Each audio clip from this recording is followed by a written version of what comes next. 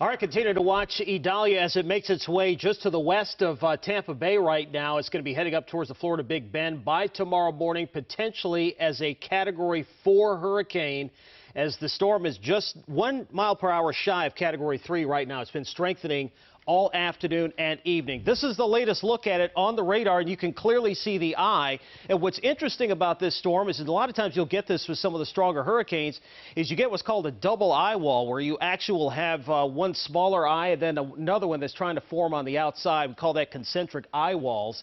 And this is just indicative of these storms that go through changes, and a lot of times you'll see this, especially when the storm is trying to strengthen. It gets rid of its old eye and forms a new one, and you'll see the wind field expand, and you'll end up getting a storm that ends up larger than what you're seeing right now. So I do think that's one of the things we're going to be watching for, is the storm expanding in size and also a strengthening as the night goes on. This pink box here is a tornado watch for much of the west coast of Florida. So tornadoes is something they're really going to have to worry about here overnight tonight, particularly across the central and northern parts of the peninsula. You can see the eye popping out here in the last few frames. And again, as it makes its way up towards the Florida Big Bend, which, by the way, has not seen a landfall of a storm this magnitude ever. So this is kind of an unprecedented event to get a Cat 4 coming into Apalachee Bay, where we're looking at a storm surge potentially 10 feet or higher in this particular area. That's 10 feet above dry ground. That's way above your head, unless you're incredibly tall. But you get the idea here.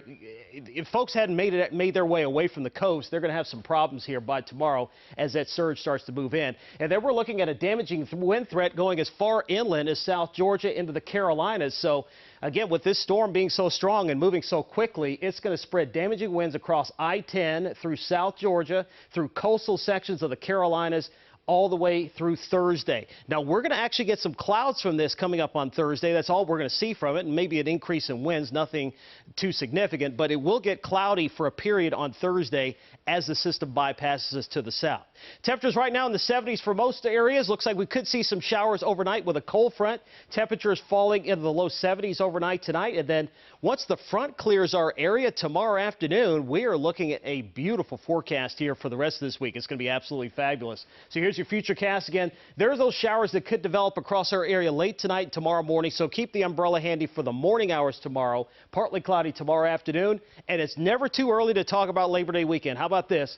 Fantastic weather expected. Low 80s for highs on Saturday, 89 on Sunday, and then Labor Day, it's going to feel like summer again with highs in the mid-90s. First Alert 7-day forecast, lows in the 50s for many locations Thursday, Friday, Saturday night, and then cranking right back up into the mid-90s here just in time for the close of the holiday weekend. Back over to you, Denise. All right, thank you, Derek. And for more on Hurricane Idalia and more local weather and news, check in with Amy Kawada, Tim Williams, and Abigail Degler tomorrow morning on WJZ starting at 4:30 a.m.